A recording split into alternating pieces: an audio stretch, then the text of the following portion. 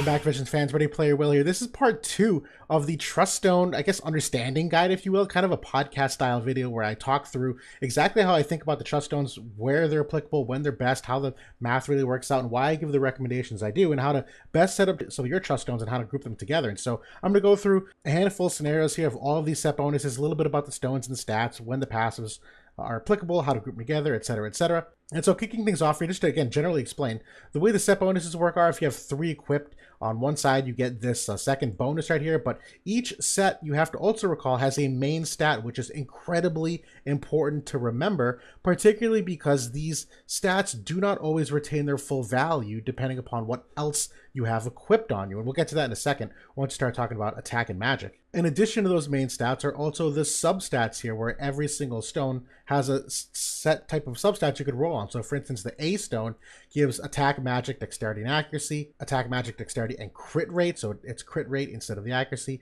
And the fourth stone is the same attribute, so this one gives you dexterity instead. So just starting off here, when we look at the AP set, this increased AP 10% is an increase of your base AP, which determines how much starting AP you begin the battle with. And then you also get the decreased AP consumption of 10 for each of the abilities used, so they cost 10% less. Now, I have always preferred the AP set to the attack stat because, in my opinion, it's far better to be economical with your AP than to get a couple extra 100 damage on a couple attacks. And I'm actually going to show you exactly the math of why I think that's best. Now, in addition to the AP, you have to recall the main stat it gives you is also 5 AP per stone, so a total extra starting AP of 15, in addition to the 10% as well. Now we look at a mathematical example, and I'm going to go through this as high level as I can for y'all. You don't have to worry too much about the numbers at the moment, and I'm going to walk you through this step by step. So I'm going to take an example of here, someone like lightning attacking snow. And this isn't 100% accurate, but this is like 97% accurate. This is pretty close to what you'd expect. So let's say lightning on the Scourge attack ends up having a starting attack of 1800. Well, the Truststone gives you 10% extra attack. Well, her base attack is 426, means she gets an extra 42 attack, which in my opinion isn't a significant difference between 1800 and 1842. Now I'm also going to assume she has defense penetration of 50 and slash resistance penetration of 50.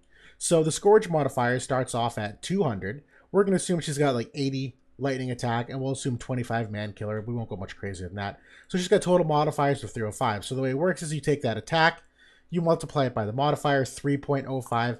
So in the non-attack set bonus, her damage going towards snow before resistances is applied is 5490. And if she has the attack set, it's 5618 instead. So overall, it's about 128 extra damage outgoing towards snow before resistances are applied. Now, we have to recall it's also 10 defense penetration here. So for my snow, I'm going to assume he's got 50 defense, 50 slash resistance, 5 lightning res, and 20 unit resistance. That's like pretty generally okay. So for the non-attack stone, she has defense penetration of 50 innately, so his 50 defense is really only 25. But if she had the attack set bonus, it's an additional 10, so her defense penetration is 60 instead.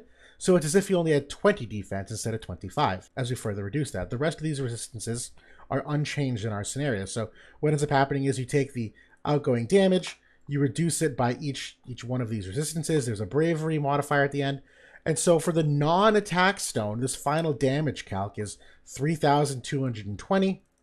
And for the attack stone, which gives her the 10% extra attack and the extra 10 defense penetration, she does 3515 instead. So the net effect is she'll do an extra 295 damage to snow. Now to me, 295 extra damage on a character that's got 12,000 HP is not that much extra damage. I think it's far better to be economical with your AP so that over the course of a battle, you'll get to essentially use, let's say, 2 more abilities, maybe 3 more abilities before you have to basic attack so that you can regenerate your AP to use more abilities. I think it's far more impactful to get 2 or 3 extra abilities out, meaning you get to do 3 times that amount of damage, so 9,600 damage, as opposed to just doing this ability 3 more times and doing an extra 880 damage. And that's not even including the benefit of the utility of these lot abilities have, not just damage speaking, but being able to use more abilities and apply their effects to the battle as well. So overall, I've always thought AP was a far better set than the attack set. And the same thing for magic. Magic is fine, but I don't think it's as big as a damage increase as people think it is, at least for regular PvP standards. I've seen these used a lot for PvE when it comes to things like Trial of Reckoning and trying to like max your overkill damage and trying to make sure you one-shot enemies where you have to. But for just general speaking PvP content, I don't think these have nearly the upside that people think they do. And the second thing you have to consider on the attack and magic sets is that the stats will often get cut in half. So again, the thing that everyone has to recall here is that when you have a piece of equipment on, you'll keep the highest value of the stat that you have, but the next highest stat will get cut in half. So you might look at the substats here and go, oh yeah, you get 15 extra attack per trust stone, so you'll get an extra 45 attack. No, you won't. And the reason being is your trust stone will very likely not be the highest attack you have equipped on your character. If I'm equipping a weapon on lightning, this 156 attack on the Blazefire Saber is going to be higher than the attack stat of the trust stone I have on her. So although you might be thinking you're getting a lot of extra attack stat, you're really not. You're getting 10% of her base, and she's the highest base attack. So at most, you're getting 42 extra attack on your character. And then you're probably getting this 45 cut in half. So an extra 22. So overall, the most attack stat you're getting is like an extra 60 or 70. I genuinely don't think that's going to win or lose you any battles. Now, as we go through the rest of these, the Dexterity one might be the least useful of these in my opinion. 35% Dexterity, at least from an accuracy standpoint, is about 10 to 12% extra accuracy. So, you know, a little bit less than what the actual accuracy stone gets you. But again, Dexterity also affects some of your damage output, where a lot of characters have their abilities based upon how much dexterity you have as extra damage, and also your crit rate. So for characters that you do want to emphasize crit rate, dexterity may not be the worst option either, but again, far more situational here. If you're curious how much extra crit rate this 35% dexterity is, it's typically about 16 or 17%, which is why, as we keep going down this list, when you look at the critical rate here, that's the reason why they give you the 10 crit damage, is because that's supposed to be the difference between the dexterity of 35% giving you more dexterity than the crit rate 15. The 16 and 17 is higher than 15, obviously, so they compensate you by giving you extra crit damage of 10, but also giving you a higher crit rate each stone, so an extra 6% here as well. Which is why I think at the end of the day, the most universally beneficial one is the agility rune set, where you get 3 agility for the set bonus. The evasion rate is a 5 is negligible, and if not important for most characters. But you also get 1 agility per stone, so an agility set gives you an extra 6 agility. And when you're talking about impact in fights, agility seems to be king, where the ability to A, determine enemy movement by you moving first and getting your tank in position first to where you want to be. Number 2, potentially attacking first. Number 3, potentially getting more buffs off the enemy because you get more turns to get a head start. But also number 4, as the battle goes on, in the first like turn or two, you're not going to notice a lot of difference in enemy turn order. But by like turn 6 or 7, you're going to start noticing people lapping each other. And a lot of that has to do with how much agility you're stacking on your character. And the ability to have an extra 6 is more impactful than you might think. And so overall, right set compared to left set, I think you have far less options on the right set as to what's best. A lot of these definitely are more niche in min-maxing your stats, which to me is more for the PvE content than the PvP content. Typically speaking, an extra 100 damage, a couple hundred here or there is not going to vastly sway your PvP battles. But for PvE, when it comes to getting high scores on certain things, making sure you kill enemies fast enough, and you can really determine exactly how much your damage you're doing at all times, I think that's where these right sets have a little more higher IQ, if you will. Now we get into the passives, which ones I think are best and how you should apply them on your stones. There's obviously a bunch here to pick from, and I think there's a couple which you can often group together. So some personal favorites of mine that I always have grouped no matter what are attack 20% and defense penetration of 10, and likewise the magic 20% and spear penetration of 10. Now, I know that can be kind of redundant because a lot of weapons tend to have defense penetration on it or spear penetration, so you might get some overlap there with your equipment. But I do find that to be the most consistent. Now, some of the downside of that magic 20% is that for very common magic users, you'll put the Galmia cloak on them. Well, your magic 20% won't have any effect because it won't stack with the Galmia cloak. But just in terms of grouping, I think those two are extremely good ones to group. And then after that, there are a couple, I'll call them universal ones, which I do think are also good to equip on the same stone. One of them that immediately comes to mind is the acquired AP 20%, which I also like typically grouping with the dexterity of 15%. There's very few circumstances where characters don't like both dexterity and additional AP, but then everything after that is character specific. And that's where you have to look at your own characters and say, which ones do I use the most? Which ones have the most overlap? A great example is our current wind meta. of Sadali, More the Merrier, and Summer Jaden. They're all missile oriented to some degree, but not all of them have missile resistance penetration. So one of my favorites is Wind Attack up of 10 and Missile Resistance penetration of 10, because they so often use missile type attacks. The wind will apply to all of them, and not all of them have missile resistance penetration because they're not inherently missile units. Another one that I like is for characters that I know that are supposed to be high crit rate users. I'll typically pair the crit rate of 10 and the crit damage of 10 on them to make sure that they are ensuring their crit rates every single time, and when they do, they're amplifying the damage output. That's another favorite that I like to pair together. When we get into the element type attacks, these are actually a lot harder, in my opinion, to get full value out of. There's, number one, certain elements where this just straight up like isn't a good investment. Like fire attack really isn't all that great. Fire is just not that great. But part of the problem is a lot of characters have element attack up on their primary weapons. So for instance, Elena with her Astral Estrella, whatever you call it, the weapon, has light attack up, so this won't stack on it, so it's useless.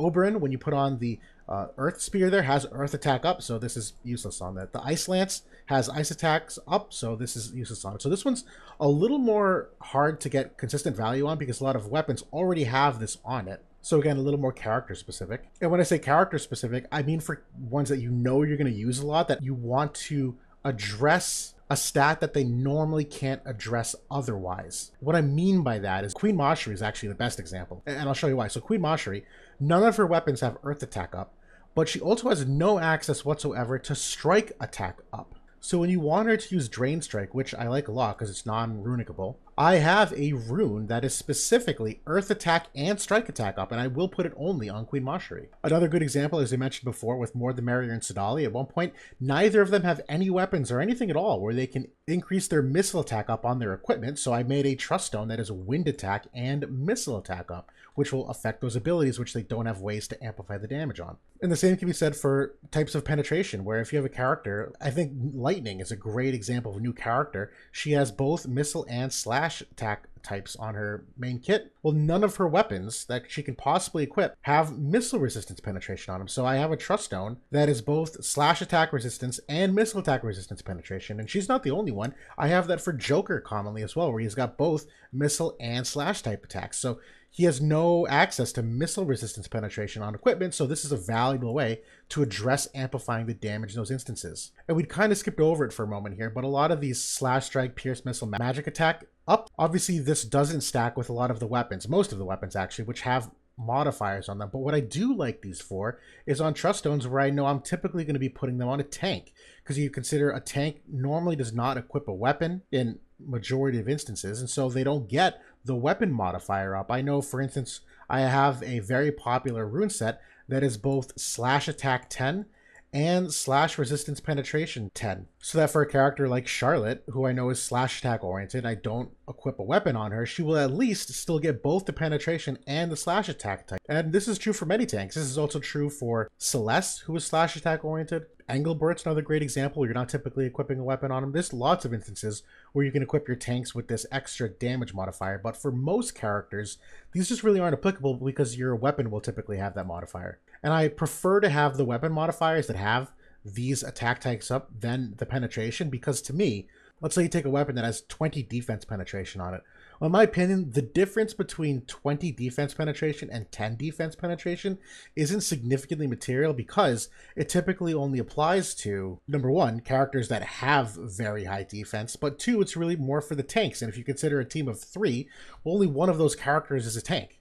So the other 2 characters, that defense penetration, you don't get nearly the upside. Whereas the modifier, you do, where number one, it applies to those lower defense characters, but number 2, it also applies more to your characters that are more magic tank oriented, that skew higher on spirit than they do on defense. So in that case, your defense penetration doesn't get as much value on those magic tanks. So overall, I tend to prefer weapons that have the attack type up for that reason and save the penetration more for my Truststone passives, which is why I have no problem combining these with the attack or magic percentage buffs, because I typically won't equip weapons that have significantly more amounts of defense or spirit penetration on them. As we get to some of these final attributes here, increased accuracy of 10, very niche. I don't think I've ever put it on a trust stone. It's usually boom or bust. If you want to hit a character, you either like go all in or you don't. You don't want to leave that kind of thing up to RNG, and I don't think 10 accuracy is nearly enough to sway your hit rate significantly, so this one I don't really love. We already talked about acquired AP 20%. I absolutely love this one. Decreased skill activation time is also a definite must for your spellcasters that have cast time. When you talk about what to pair that with, you actually do have a couple options. Again, this is not a perfect science, but a couple that I like to potentially pair it with are either a magic percent up. I know I just said spirit penetration is a good one, but I also do, as an alternative, like pairing my spirit penetration with magic attack resistance penetration. So I don't always do magic and spirit penetration. I'll sometimes do this combination instead of these two, which means I can do the magic percentage and the decreased skill activation time. And then kind of similarly, I'll also put the magic percentage with my healing power of 10 quite often for my healers like Velos and Resnick. Now on that note, it is also important for your healees, the person getting healed, to have healing power of 10, so you can essentially double the percentage increase. And if you were to say, all right, well, on your non-healer, what would you pair healing power 10 with? That's where you can kind of play with some of these attributes. So for instance, I'll pair this one with the acquired AP 20%. Sometimes I'll pair it with the dexterity of 5%. Sometimes I'll pair it with the crit rate of the crit damage. It's not a perfect science of when you apply it, just as long as you have it in there somewhere, because it's going to be different for every character. And finally, the decreased counter chance of 20%. This was valuable upon release, in my opinion, because you really didn't have any other alternatives to access it. Nowadays, though, there are enough weapons, there's enough characters that have it in their ability. I don't think this one is nearly as impactful as it potentially might have been at one time, so I don't love this one either. But that's my general overview of the passives. Again, not a perfect science. It's definitely very character specific. There's only a couple universal ones here, and even then the universal ones you can mix and match a couple different ways. At the end of the day, you just want to make sure you have all your bases covered. But that's it for now. Hopefully this was insightful, give you a little bit of a sneak peek into my mind when I think about the value of these and what I often try to pair them with, who I think they often get the most value on. But that's it for now. Obviously, questions always recommended. This is a very difficult subject, and quite honestly, there isn't a right answer. This is my suggestion for the majority of instances, but at the end of the day, it comes down to the luck of what you're rolling, and if you can even combine some of these. And if you already have them on one stone set, well, then you can't do it on another, because then there's overlap, and then you need to make duplicates, and maybe you don't have the resources to level up the passives anyway. Like, there's so many factors in this. Don't feel bad if you don't feel like you're min-maxing. It's extremely hard to do so, but you at least want to know the end goal of what to get to, so you're working toward it in a smart way. That's really the whole purpose at the end of the day. So thanks for watching in the meantime, everybody, and I'll talk to you all soon.